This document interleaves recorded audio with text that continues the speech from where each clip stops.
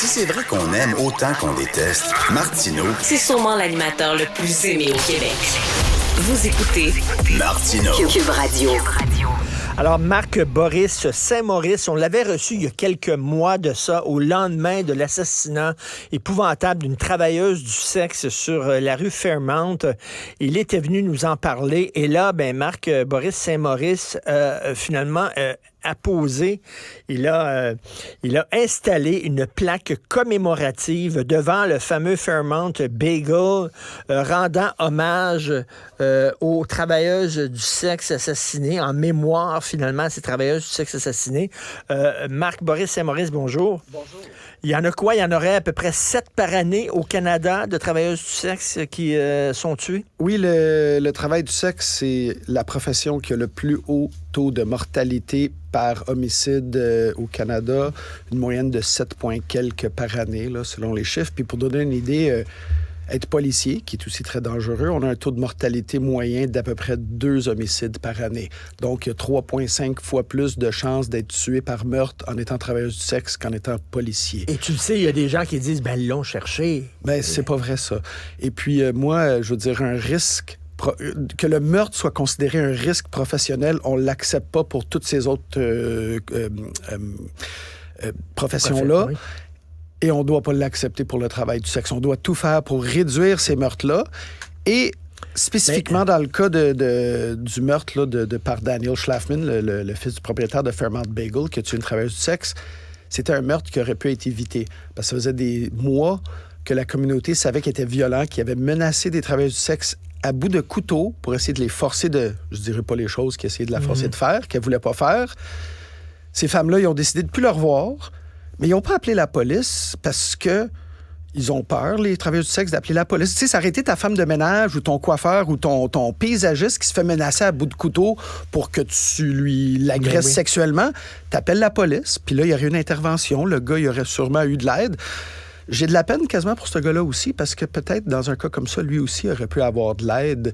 Mais non, les filles ont dit, on veut plus le revoir, on l'appelle pas, mais ils le disent pas à personne. Puis là, il y a une femme qui le savait pas, qui s'est pointée, qui s'est fait tuer. Mais là, tu dis, bon, c'est une profession de carrière, mais les gens vont dire, tu sais, ouais, mais c'est illégal, c'est un crime. Mais tu sais, c'est comme, mettons, j'imagine, il y a beaucoup de trafiquants de drogue, puis de pushers qui se font tuer. Oui, et l'argument là-dedans, c'est justement, on a légalisé le cannabis pour enlever ces risques-là. Et donc, on doit décriminaliser le travail du sexe, enlever ça du code criminel pour que ces situations à risque et ce climat dangereux soient réglés pour qu'on ait pour pas que ces femmes-là aient à payer avec leur vie. C'est aberrant. On est plus mal à l'aise de parler de décriminaliser le travail du sexe, qu'on est mal à l'aise d'oublier des meurtres de femmes, de meurtres violents. Et on doit se poser cette question-là. Sais-tu combien il y a de travailleuses du sexe, la population canadienne? Il y a une recherche en 2022. On parle d'à peu près 150 000 femmes de l'âge de 20 à 49 ans qui, à un moment donné, dans une période de 2 ans, vont avoir recours au travail du sexe. Ils peuvent le faire une fois ou 47 fois. Mais on a 150 000 femmes au Canada qui pratiquent ce métier-là et elles sont toutes à risque de se faire tuer. Bien sûr, il y en a qui sont comme obligés, là, qui sont battus. Vous en connaissez. Tout le monde connaît une travailleuse du sexe, mais vous le savez pas. Écoute, Marc Boris Saint-Maurice, mettons, si 3-4 travailleuses du sexe voulaient travailler ensemble, OK, ils s'en vont, louent un logement et disent, on prend chacun une chambre, puis on met nos revenus ensemble, puis on va se payer comme un garde du corps. Le gars, il va être là pour nous protéger. Ils n'ont pas le droit de faire ça. Ils vont se faire taper dessus parce que c'est vive de tu sais, on va aller là dans toute la sémantique de quels éléments sont ou pas légaux ou pas, et les travailleuses qui ont une amnistie d'accusation criminelle. La réalité, là, c'est que le cadre législatif, c'est pour éradiquer le travail du sexe. Et quand on parle d'éradiquer le travail du sexe, on nécessairement éradique les travailleuses du sexe. Parce qu'on ne peut pas avoir de travail du sexe sans ces travailleuses, ni les clients. Et c'est une utopie. C'est un rêve et on doit, pour le bien de la société, arrêter. Pour le bien de la santé mentale aussi des hommes. Moi, je suis un client. Moi, j'ai recours à ces services-là. Moi, je le dis publiquement, puis c'est un soulagement. C'est pas facile à faire, mais des hommes qui ont recours à ces services-là, puis qui se culpabilisent, qui se sentent mal parce que la société leur dit qu'ils sont des dégueulasses, qu'ils sont des mauvais, ça joue sur leur morale. Puis là, ils pètent une coche. Si on pouvait au moins sortir, dire oui, j'ai recours à ces services-là et en parler de nos sentiments, comment on gère ça, je pense qu'il y aurait moins de violence dans le monde en général.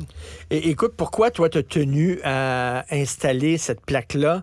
Écoute, c'est devant le Fairmont Bagel. J'imagine, au moment où on se parle, il y a déjà quelqu'un qui l'a enlevé. Non, il est encore là. La plaque est encore là? La seule façon de l'enlever, ça va être de briser le béton. Alors, toi, t'es arrivé avec des cônes oranges, des poteaux de sécurité, t'avais une veste réfléchissante, t'avais un Ford F-350, t'as découpé le béton, t'as mis ta plaque et tout ça. 5 jours avant, parce que l'adhésif, faut que ça colle, puis c'est solide. C'est fait selon... T'avais pas de permis pour faire ça, donc non, c'est la désobéissance. Ça, c'est la preuve que n'importe qui peut faire comme un chantier, puis il n'y a personne qui le remarque exactement. Là, ça, c'est à la Montréal, ville de gérer ça, là, mais moi, c'est un geste de désobéissance civile pour qu'on en parle. Parce que moi, là, en juin dernier, pendant le Grand Prix, on a eu des articles dans le Journal de Montréal, Maria Mourani, que je serais vraiment content de m'asseoir tête à tête avec elle à n'importe quelle émission pour en parler là, de façon calme et sérieuse. On pourrait peut-être parce que en juin dernier, pendant le Grand Prix, on a un battage médiatique de tout, à quel point que c'est mauvais, puis toutes les espèces d'histoires atroces. Moi, j'ai tenté de faire publier une lettre ouverte. J'ai essayé, moi j'ai été publié, j'en fais des médias, j'ai jamais essayé aussi fort de ma vie de faire publier une lettre ouverte pour donner un autre point de vue. Personne ne voulait y toucher. Personne ne veut m'écouter. Personne ne veut parler de la décriminalisation. Je sais pas c'est quoi le problème, mais moi, je fais un geste de même parce qu'on va en parler, puis vous allez en entendre parler, et je n'ai pas fini d'en parler. Et vous connaissez mon parcours politique d'avoir milité 25 ans pour légaliser le cannabis, et c'est légal. Il y a 50 ans, on disait que le cannabis, ça te rend psychotique, c'est mauvais, etc. Là, on sait que c'est pas vrai, et ça va être la même pour le travail du sexe. Il y a deux mythes. Toutes les filles qui sont travailleuses du sexe le font toutes à leur corps défendant puis sont obligées. Totalement faux. Il y a des filles qui le font de façon volontaire. 95%, la majorité. Et l'autre mythe, c'est que les clients sont méchants. Les clients battent les filles, les clients profitent de la vulnérabilité de ces filles-là pour leur faire des choses qu'elles veulent pas, etc. Tu sais, afin de justifier une politique aussi répressive et dégueulasse, on doit créer un climat et des faits pour le valider. Comme je disais, il y a 50 ans, pour le cannabis, pour valider la prohibition, il fallait dire à quel point c'est mauvais. Là, on peut pas avoir une politique contre le travail du sexe et ensuite dire à quel point c'est bien ce métier-là. Fait qu'au lieu de changer la loi pour s'adapter à la réalité, on fausse les données et on vend un message qui est complètement faux. Les chiffres là, dans le Journal de Montréal, le juin dernier, là, l'âge d'entrée 14-15 ans de moyenne, là, c'est faux. C'est scientifiquement réfuté. Dans la cour de l'Ontario, le témoin de la couronne est obligé de dire que c'est pas vrai. Et c'est d'une étude de 1995 d'un docteur McIntyre qui a été cité hors contexte, qui est faux, et on reprend ça, on le répète, et on dit c'est la vérité, et c'est pas vrai. Alors moi, je suis là pour vous le dire. Toi, ce que tu dis, on peut-tu se parler calmement de ça, oui. Faire en sorte que les filles, parce que le plus vieux métier du monde, il va toujours en avoir, tout le temps. En fait, le plus vieux métier du monde, c'est l'agriculture, mais celui-là, il est peut-être venu juste après avec... On a beau se mettre la tête dans le sable, il va toujours en avoir. Donc, on peut-tu faire en sorte que les filles qui décident, et les gars qui décident, pour toutes sortes de raisons, pour payer leur loyer. Là, la raison qu'ils le font, c'est parce qu'il faut qu'ils payent leur loyer, puis il faut qu'ils achètent à manger. On travaille pour survivre, là, que ça soit ta job ou travailler au PFK, là, je veux dire, on a tous besoin de travailler et c'est un travail qu'ils sont capables de faire, je veux dire. Et ce que tu dis, est-ce qu'on peut le faire en sorte que ces filles-là ou ces gars-là le fassent dans un milieu sécuritaire? On n'accepterait pas 7 meurtres sur un chantier de construction par année. On n'accepterait pas 7 meurtres de journalistes. On n'accepte pas un meurtre de journaliste. Hey, ça n'a pas de maudit bon sens. Mais ça a l'air qu'on est super à l'aise avec 7 points quelques meurtres par année de travailleuses du sexe. Puis c'est des femmes que j'aime, que je connais. C'est des amis à moi. C'est des relations que j'entretiens, des relations d'affection et d'amour. Et j'ai eu le cœur brisé. J'ai brisé des cœurs. J'ai un lien Puissant, et ces femmes-là, là, ils méritent pas ça. Puis penser que n'importe quel de ces amis-là, à moi, pour être tué, là, ça me dégoûte puis ça m'enrage. Écoute, pour ceux qui nous regardent sur vidéo, peux-tu montrer ta plaque à la caméra qui est là? Donc, on va la voir. C'est écrit « En mémoire des travailleuses du sexe assassinées » et en anglais « Memory of Murdered Sex Workers ». Écoute, donc, tu l'as installé. Oui. Est-ce que ça a été fait dans d'autres villes? Est-ce qu'il y a un monument qui existe au Canada en mémoire de ces filles? À Amsterdam, au Oude Kerksplein, qui est là où il y a le quartier rouge, il y a une statue qui est « Respect Sex Workers All Over the World », mais c'est pas spécifiquement par rapport à celles qui ont été assassinées. À Vancouver, il y a un mémorial qui parle qu'il y avait une population de travailleuses du sexe, mais qui était déplacée, qui était faite par la ville, mais il n'y a rien qui spécifie par rapport au meurtre de ces femmes-là. Il y a une cohérence, par exemple, dans ton cheminement. Toi, tu luttais pour la décriminalisation, légalisation des drogues. Et là, c'est ça. Des drogues, il va tout le temps en avoir. Fait que qu'est-ce que vous préférez? Que les gens en consomment de façon cachée, puis tout ça, consomment de la mauvaise drogue, mettent leur santé en danger, ou qu'on le fasse de façon sécuritaire? Même chose avec le... Toi, tu dis, arrêtons les tabous. C'est la réduction des méfaits. Donc, d'enlever les effets négatifs et les tabous aussi. Je veux dire, si vous n'êtes pas à l'aise avec des gens qui font ça, faites-les pas. Mais laissez-nous donc vivre. On dérange qui? La personne dans leur salon, là, qui boivent leur café, qui écoute l'émission, là, ça vous affecte comment de savoir que moi, je donne 200$ à une femme un vendredi soir parce que j'ai le goût de passer un... En fait, parce que je l'aime bien, ça me fait tellement plaisir. Je préfère faire donner ça que d'aller au resto. Puis tu vois, tu sais, mon grand-père, là, quand j'avais 8-9 ans, il me donnait une carte à Noël avec 100-200$. Ça rendait pas ma relation cheap avec lui. Au contraire, j'étais comme « Wow, quel geste d'amour! » Fait que moi, quand je donne cet argent-là à ces femmes-là, c'est un signe d'amour. Et c'est reçu comme ça. Mais c'est pas tous les clients qui sont comme toi. Il y en a quand même pas mal, mais je pense qu'il devrait en avoir plus. Puis peut-être qu'en parlant de mon expérience, ça va donner un exemple. Puis messieurs, forcez-vous. C'est pas parce que vous payez une femme que vous n'avez pas besoin d'essayer de la séduire un peu. Vous allez avoir un vraiment meilleur service. Ça, je peux vous le dire d'expérience. Tu as un certain courage là, de faire ça. Je veux dire, les gars admettent même pas qu'ils vont dans des bars de danseuses. Ouais, ils ont peur de le dire.